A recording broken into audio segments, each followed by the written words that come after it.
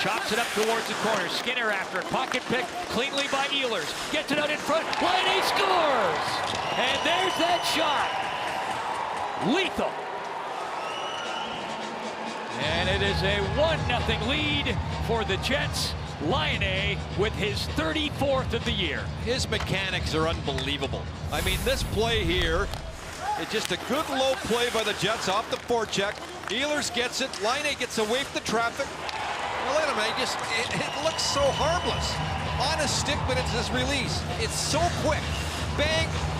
Perfect location, uses the player as a screen. Power play. And they are out there right now. And here's Laine. Shoots, scores! Laine with the quick shot, and once again the Lion roars. And it is a 2-1 lead for the Jets, his second of the night, and that's a power play goal. And the goalies just don't seem to have an answer for him. Again, we watched this in the first period where all four Hurricane players got caught leaning on the one side.